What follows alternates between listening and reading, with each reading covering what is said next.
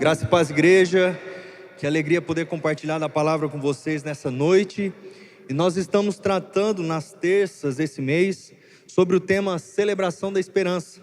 Semana passada, o pastor Francisco compartilhou sobre Cristo, a verdadeira luz. Em um mundo cheio de alternativas e possibilidades, onde vimos essa semana na internet até líder religioso mundialmente reconhecido, falando que todas as religiões nos levam a Deus, e nós olhando para a palavra de Deus, vimos que não é bem assim. Vimos que Cristo é a verdadeira luz. E nosso desejo é que você compreenda essa verdade, que compreenda sobre essa celebração da esperança que nos faz olhar para Jesus, que nos faz olhar para a palavra e ver aqui realmente o que a palavra nos diz, o que é realmente a verdade de acordo com a palavra de Deus. Hernandes Dias Lopes disse uma frase, eu achei muito interessante, e ela fala assim: a fé é a vitória que vence o mundo, porque ela nos faz olhar para Deus e não para os problemas. E o desejo é que hoje você possa não olhar aos problemas, que você hoje não olhe para as circunstâncias, mas você seja renovado na presença de Deus. Me lembro que por várias vezes eu fiz campanhas, como a irmã testemunhou, e algo que testificou no meu coração. Várias campanhas de oração, vários pedidos de milagres, várias vezes que Deus trouxe respostas para a minha vida, e de vários que a gente tem acompanhado. Por vezes a resposta é sim, por vezes a resposta é não, e por vezes a resposta é aguarde. Mas nós nunca podemos deixar de continuar esperando com fé. E uma das últimas respostas que eu gostaria de testemunhar também, nos últimos 3 anos orando, escrevendo nos papéis que você tem disponibilidade de escrever aqui nesses cultos, fazendo também campanhas nas manhãs de esperança, apresentando ao Senhor.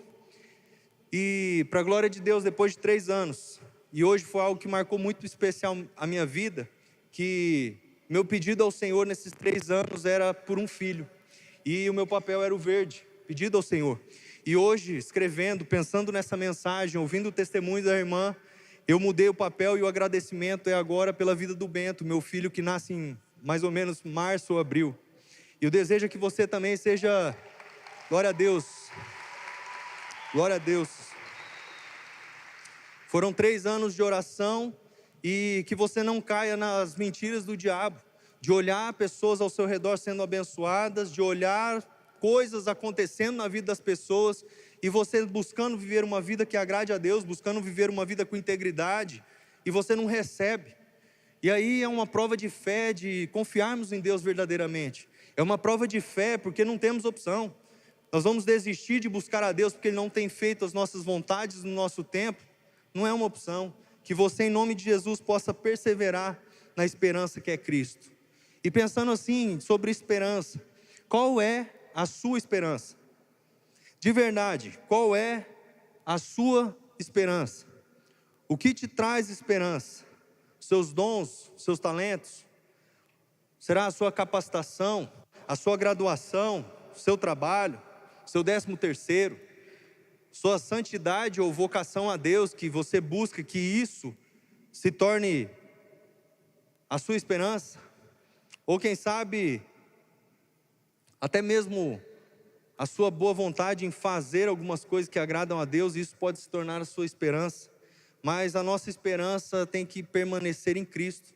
Se algumas dessas suas respostas e a sua esperança está em alguma dessas coisas que eu disse, possivelmente você corre o risco de se frustrar. Jesus, Ele não falha. Jesus, Ele não erra o tempo. Quando nós colocamos a nossa esperança em Jesus, nós conseguimos de verdade viver o melhor de Deus, no tempo de Deus, de acordo com a vontade do Senhor. E eu acredito que você vindo aqui nos cultos, participando conosco, você também de maneira online, tem buscado edificar a sua vida, tem buscado ser edificado pela palavra, tem buscado entregar algo a Deus, um culto ao Senhor, e você percebeu a esperança em Jesus. E nessa jornada, como um pastor e discípulo de Jesus, existem 2 extremos que me preocupam, e eu gostaria de compartilhar com você. O primeiro extremo é de espiritualizar tudo. Tudo é anjo ou demônio. separam a vida como santo e profano, separa a vida como se fosse um outro patamar das outras pessoas e acaba atrapalhando até no evangelismo, até em sentar à mesa, em falar de Jesus, porque a espiritualidade daquela pessoa a leva para um outro patamar e a esperança dela está nesse estilo de vida, na espiritualidade que ela criou. E existe outro extremo também, que pessoas cumprem somente um ritual, pessoas que, por um alívio de consciência, vêm até a igreja, separam alguns minutos da sua semana, sem uma vida de devoção, de leitura da palavra, de oração, acham que apenas isso vai proporcionar uma vida de viver verdadeiramente os planos de Deus. Mas eu espero do fundo do coração que você tenha uma revelação do Espírito Santo a respeito da verdadeira esperança, e que possamos celebrar a esperança, e é o tema dessa mensagem, na normalidade da vida. Eu convido você, por gentileza, a abrir a sua Bíblia em Mateus capítulo 2, versículo do 1 ao 12. O texto diz assim, Mateus capítulo 2, versículo do 1 ao 12. Tendo Jesus nascido em Belém da Judéia, nos dias do rei Herodes, eis que vieram os magos do Oriente a Jerusalém, e perguntavam: onde está o recém-nascido rei dos judeus? Porque vimos a sua estrela no Oriente, e viemos para adorá-lo. E ao ouvir isso, o rei Herodes ficou alarmado, e com ele toda Jerusalém. Então Herodes convocou todos os principais sacerdotes e escribas do povo, e lhe perguntou onde o Cristo deveria nascer. Eles responderam: em Belém da Judéia, porque assim está escrito por meio do profeta: e você, Belém, terra de Judá, de modo nenhum é a menor entre as principais de Judá, porque de você sairá o guia para apacentar o meu povo, Israel. Com isso, Herodes, tendo chamado os magos para uma reunião secreta, perguntou-lhes sobre o tempo exato em que a estrela havia aparecido, e enviando-os a Belém, disse: vão e busquem informações precisas a respeito do menino, e quando o tiverem encontrado, avisem-me para eu também ir adorá-lo. Depois de ouvirem o rei, os magos partiram, e eis que a estrela que viram no Oriente ia diante deles, até que, chegando, parou sobre onde estava o menino, e vendo eles a estrela, alegraram-se com um grande e intenso júbilo. Entrando na casa, viram o menino com Maria, sua mãe, prostrando-se, o adoraram, e abrindo seus tesouros, entregaram-lhe suas ofertas, ouro, incenso e mirra. E tendo sido avisados por Deus em sonhos para não retornarem à presença de Herodes, os magos seguiram por outro caminho para a sua terra. Pai, nós em nome de Jesus, lemos a sua palavra, nós rogamos, Santo Espírito, fala o nosso coração, humildemente me coloco à disposição e peço que o seu povo seja abençoado. Uma palavra que venha do trono do Senhor, o Espírito Santo venha revelar a sua soberana vontade sobre cada vida aqui, em nome de Jesus, amém. Queridos, a celebração da esperança na normalidade da vida, numa simples manjedoura. No texto está escrito: tendo Jesus nascido em Belém da Judéia, e eu complemento com o texto de Lucas 2,7, que diz: então Maria deu à luz a um filho primogênito, enfaixou o menino e deitou numa manjedoura, porque não havia lugar para eles na hospedaria. Se até mesmo o nosso Mestre Senhor nasceu em simplicidade, porque nós estamos tornando a vida tão complexa para sermos felizes? Se quando nós olhamos para Jesus e nós olhamos essa simplicidade de um mestre, de um Messias, porque nós estamos tornando tudo tão complexo e tudo tão difícil? Cuidado para não priorizar o ter nessa vida e deixar de lado o ser. O ser deve ser a primazia, ser aquilo que Deus te fez para ser aquilo que é a vontade de Deus, ser aquilo que a palavra de Deus diz a respeito de você. E o ter é uma outra situação, é em segundo plano. Deve, em nome de Jesus, confrontar você para parar de priorizar o ter nessa vida, onde a traça corrói, onde o tempo vai fazer acabar, e buscar o ser, assim como Jesus me mostra, numa simples manjedoura. Alegria de verdade é fazer a vontade de Deus. O texto de Marcos 8,36, ele fala assim: pois o que adianta o homem ganhar o mundo inteiro e perder a sua alma? Me lembro quando eu tinha 16 para 17 anos, frequentando essa igreja, e vinha de bicicletinha com mais alguns amigos lá no antigo espaço. E aí algumas pessoas falavam que não viria para a igreja porque aqui era uma igreja só onde tinha carrão. E aí eu falava: Senhor, se um dia for a sua vontade, um dia eu quero viver esse negócio, mas eu não quero deixar de viver os planos do Senhor, num lugar que me edifica, num lugar que me transforma, num lugar que me fazia muito bem, diferente dos lugares que habitualmente, antigamente eu andava.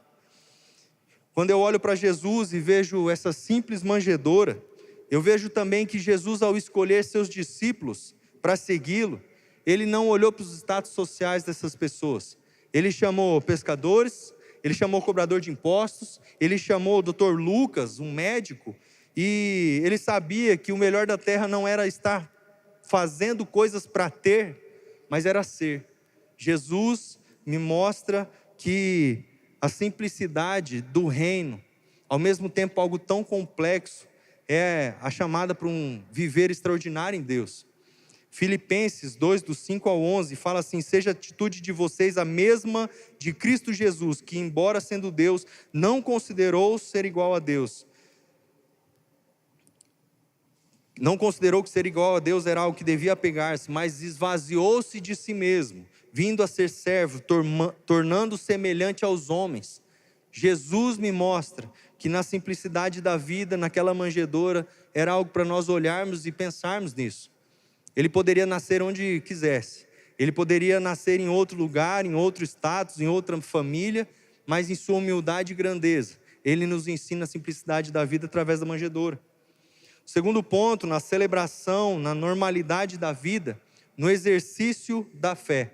Os versículos 5 e 6 diz assim: eles responderam: e em Belém da Judéia, porque assim está escrito por meio do profeta.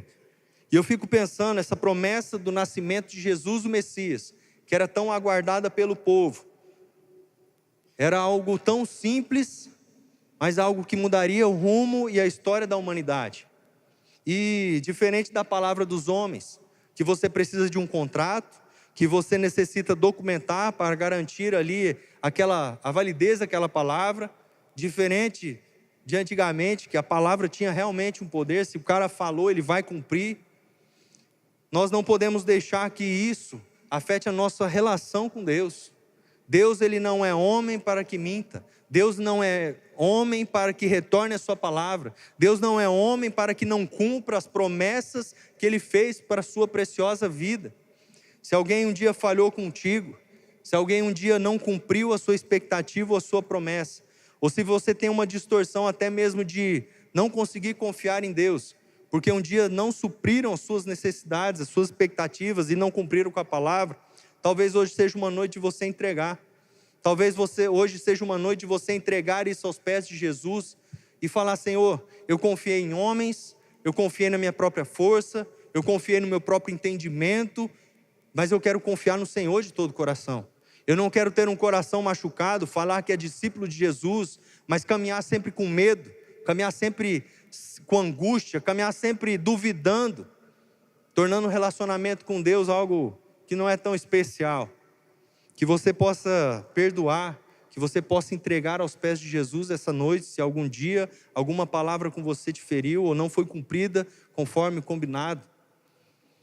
Em Mateus 18, 3, 5, diz: em verdade vos digo, que se não converterdes e não vos tornares como criança, de modo algum entrareis no reino dos céus.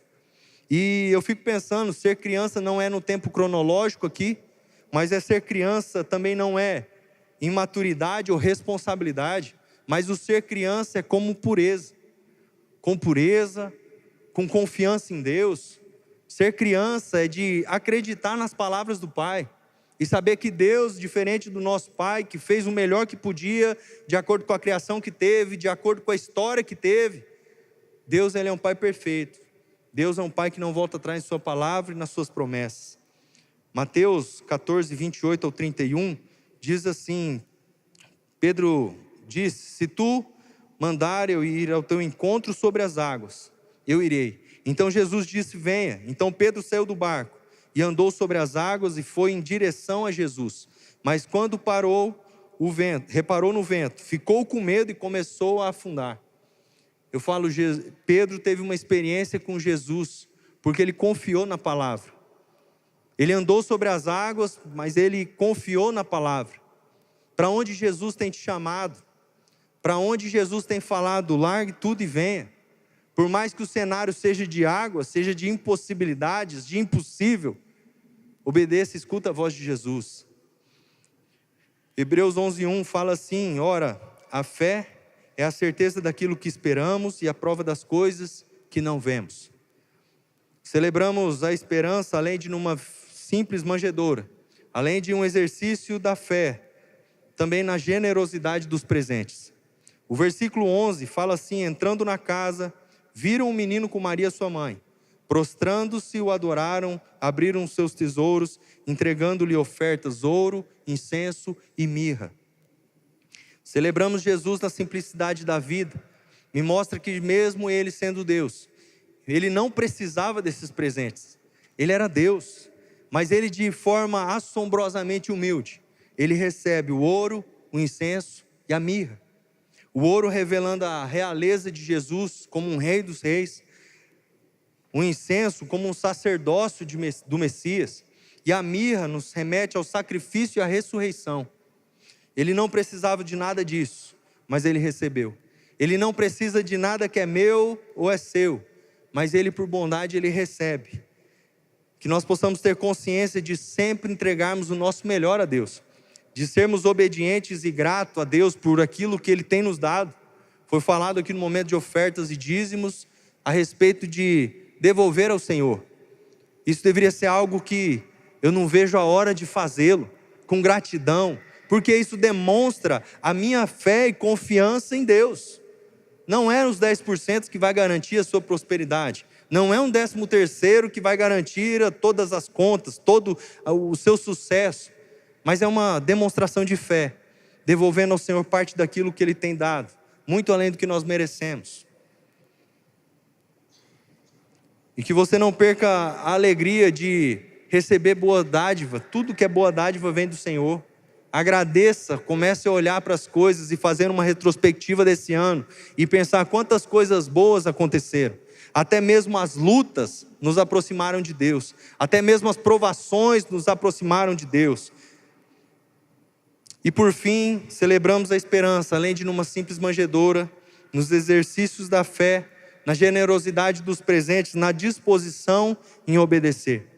O versículo 12, ele fala: tendo sido avisados por Deus em sonhos, para não voltarem à presença do Herodes, os magos seguiram por outro caminho para a sua terra. Celebrar Jesus com algo muito simples, ao mesmo tempo muito difícil, que é a obediência. Celebrar a Jesus com a obediência é algo muito difícil, porque às vezes nós entramos numa linha de Deus é bom, Deus é fiel, amanhã eu melhoro, amanhã eu mudo, amanhã eu não faço mais. O obedecer me mostra um caminho que agrada de fato a Deus. A obediência, quando os magos retornam e descumprem a ordem do rei Herodes, que era conhecido como Herodes o Grande, estava ali naquele cenário a crueldade ao ordenar o massacre dos inocentes. Mas mesmo assim os magos obedeceram a Deus. Aonde é o caminho que você não deve mais ir? Por onde é o caminho que você não deve mais retornar? Aonde Deus já está falando para você: não retorne por aqui, mesmo que seja o seu plano, não vá por aí. Não continue com essa prática, mesmo que seja a sua vontade. Qual é a vontade que agrada ao Senhor? Pode ser no seu comportamento, pode ser numa falha de caráter, pode ser no jeito que você fala, nas coisas que vê pela internet, ou até mesmo nas coisas que tomam a maior parte do seu tempo. O que o Senhor tem falado para não fazer mais? Nós só viveremos o melhor de Deus, fazendo a vontade de Deus. E isso é em todas as áreas da vida. A conduta, nas emoções, no que nós fazemos com o corpo, com os pensamentos, com o recurso que Deus tem nos dado. Agradar a Deus é de verdade querer viver o melhor de Deus. Saber que Deus não é apenas um que nós nos achegamos apenas para fazer pedidos, para pedir coisas, para entregar situações difíceis, mas saber que Deus é aquele que nós devemos entregar tudo em todas as áreas. Josué 1:8 fala: e não deixe de falar as palavras deste livro da lei, de meditar nelas, dia e noite, para que você cumpra fielmente tudo que nela está escrito. Só então os seus caminhos prosperarão e você será bem-sucedido. Se você quer ser bem-sucedido, faça a vontade de Deus. Se você quer ser bem-sucedido, medite na palavra dia e noite. Tiago 1:21 fala assim, portanto, livrem-se de toda impureza moral e da maldade que prevalece, e aceitem humildemente a palavra implantada em vocês, a qual é poderosa para salvá-los. Sejam praticantes da palavra e não apenas ouvintes, enganando a si mesmos. Aquele que ouve a palavra e não a põe em prática é semelhante a um homem que olha face no espelho e depois de olhar a si mesmo, sai e logo esquece da sua aparência.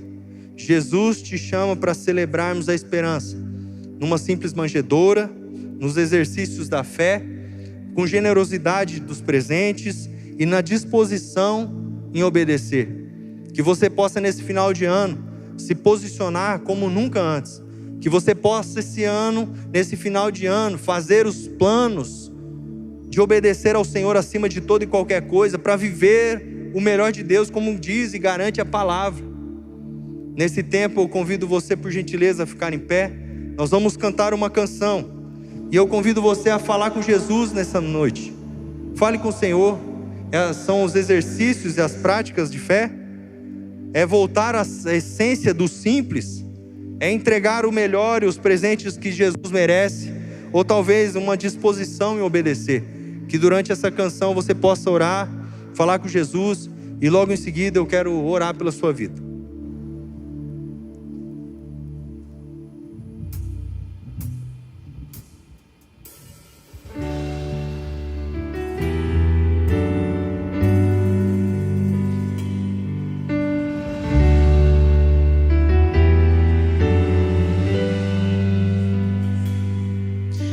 Jesus é o centro de tudo que há. Jesus é o centro de tudo que há. O início e o fim, desde a eternidade, tudo é sobre Jesus.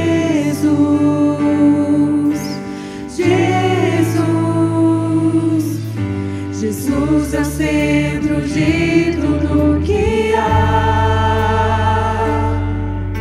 Jesus é o centro de tudo que há. O início e o fim, desde a eternidade, tudo é sobre Jesus. Jesus, nada mais importa, nada se compara a ti. Jesus, tu és o centro e tudo aponta para ti.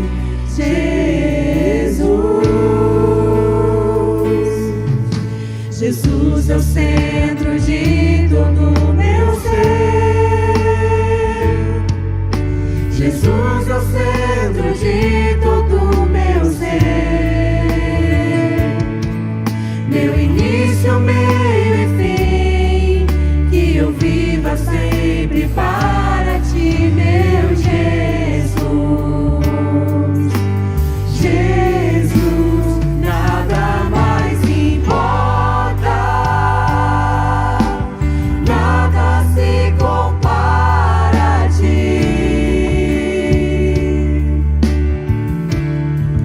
Jesus, tu és o centro e tudo aponta para ti. Jesus.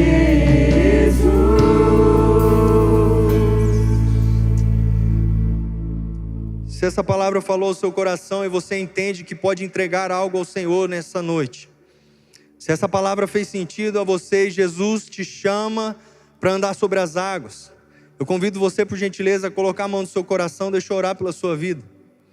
Senhor, em nome de Jesus, nós queremos entregar todos os dias o nosso melhor ao Senhor. O Senhor nos ensina que numa simples manjedoura, a maior prova de amor já existente em toda a humanidade, mudou o rumo da nossa história. O Senhor nos ensina a respeito de crer nas promessas de Deus. E eu peço em nome de Jesus que essa noite corações sejam visitados pelo Espírito Santo e pela promessa de Deus em nome de Jesus. Que o Senhor traga aos pensamentos e coração aquilo que o Senhor um dia falou e foi esquecido.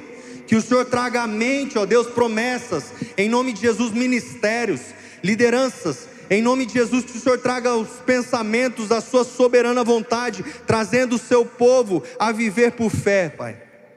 Que possamos a cada dia viver de fato os planos soberanos do Senhor, e que o seu povo seja inspirado a viver de fato o que importa, naquilo que o Senhor nos chamou para ser, não priorizando o ter, Senhor, mas fazer a sua vontade.